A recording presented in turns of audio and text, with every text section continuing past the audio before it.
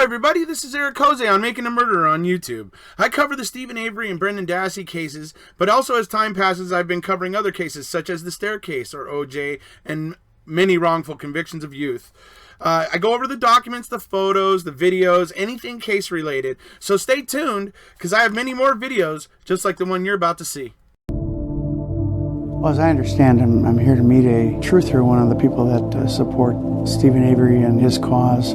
Basically, I just want to ask him some questions about how he dealt the case, some of the stipulations that he put in, knowingly hiding evidence that could possibly help the defense in their case. Loosely, might be called a debate, but I don't really see it like that. I see it as more of an opportunity to educate. What's that, Ken? You say you're here to debate, but you don't really look at it that way? You look at it as a chance to educate? All right. Okay. Let's see how that works out. All right, here we go. Nice to meet you. Okay. Andy, nice to meet you. Pleasure. I feel nervous, but I'm also excited because I think I can hopefully get some answers. On the 10th of November, did you know that it was human bones already? Yes. So where was the coroner? The county coroner. Give a shit where the coroner was. Coroner that's has the law. nothing to do with a forensic anthropologist, But right? it's all related. Why? It's all related. How is a coroner related to whether those are bones or not? You know what a coroner does? They walk in and they kick the body and they say he's dead. That's as far as their medical training goes. You're saying that you should bring in that person rather than a forensic anthropologist to tell me who that is? Okay, so I am marveling at Kratz's attempts to educate here. Marveling. Oh, it's an amazing thing to watch, isn't it? Yeah.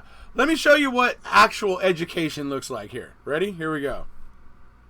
So, you just heard all that complete horse crap that Kratz was just saying about the coroner, right? Well, here's what Jerry has to say.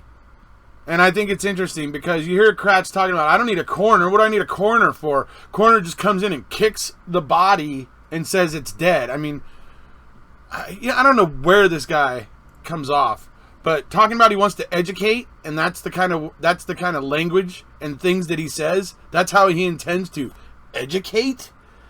Anyway, so in regards to Deb, this guy down here, AC, asks, I might even be wrong, but maybe only a medical examiner came on the scene to the quarry, not an anthropologist. Got to read up again. Jerry clears it up and says, no, Ken Kratz is blowing smoke out his ass again. State never called any forensic anthropologist to the quarry or the salvage yard. They shipped Eisenberg a box of bones to Madison. Coroner Kakich assembled a team, including a forensic anthropologist, to go out to the scene, but they were barred her from the scene. Right, folks?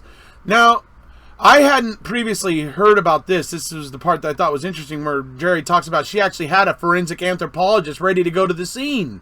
Guys, she had a forensic anthropologist that would have been on site, looking at this stuff on site. So you got to ask yourself, why didn't the state do this? Why didn't the state bring in a forensic anthropologist on site? And why were they blocking the only person who was bringing one on site? That's the question here. Kratz tried to say, what do I need a coroner for? What do I need a coroner for? Well, you did need the forensic anthropologist, or at least you're saying that's what you needed.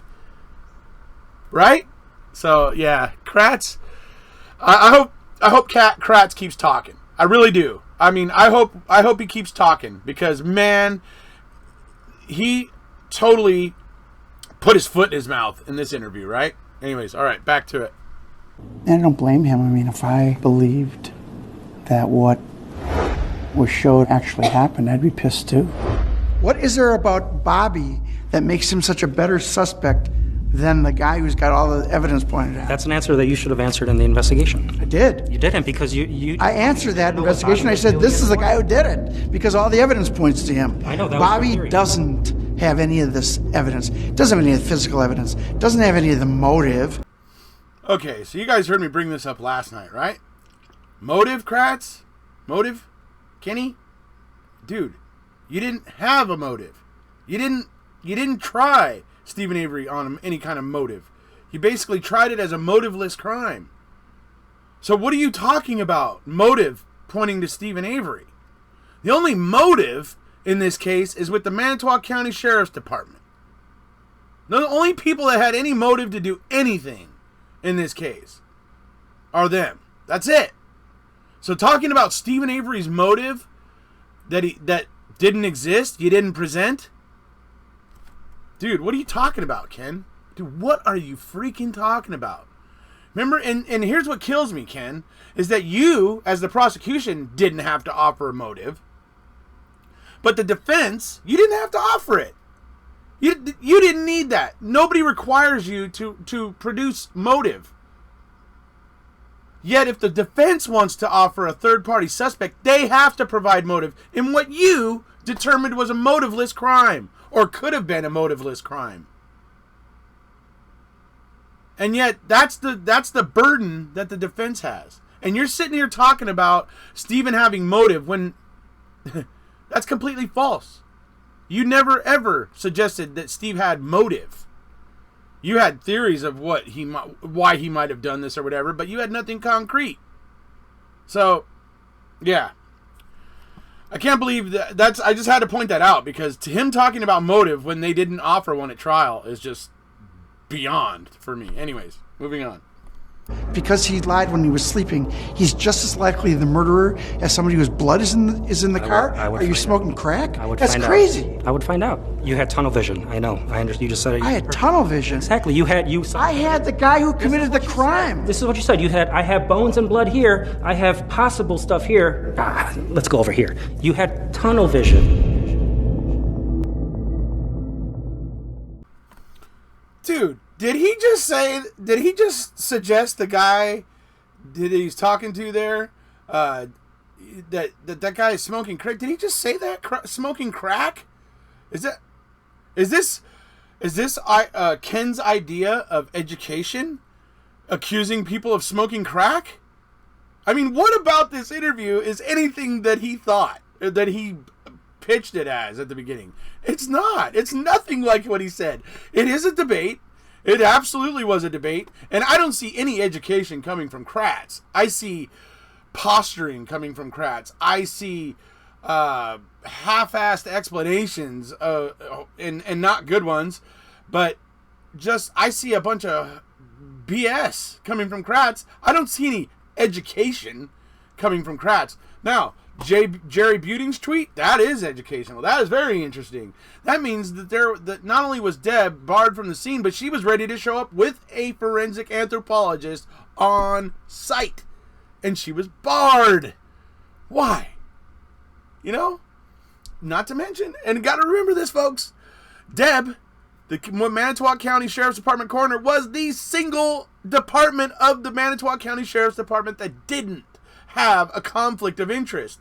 It was the sole department that didn't have a conflict of interest, and yet it is the sole department that is barred from the investigation.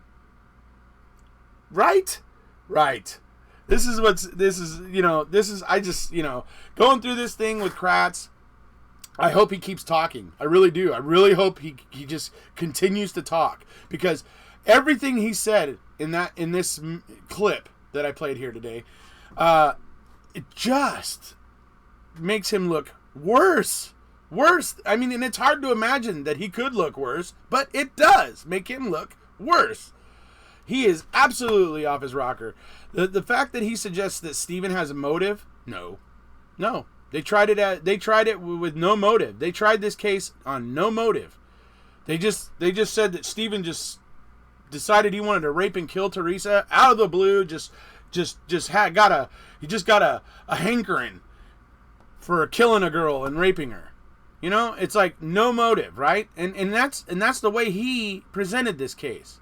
And for him to say that the motive points at Stephen Avery when he's trying to take attention away from Bobby, so he tries to suggest that there was motive for Avery, there wasn't. That's a lie.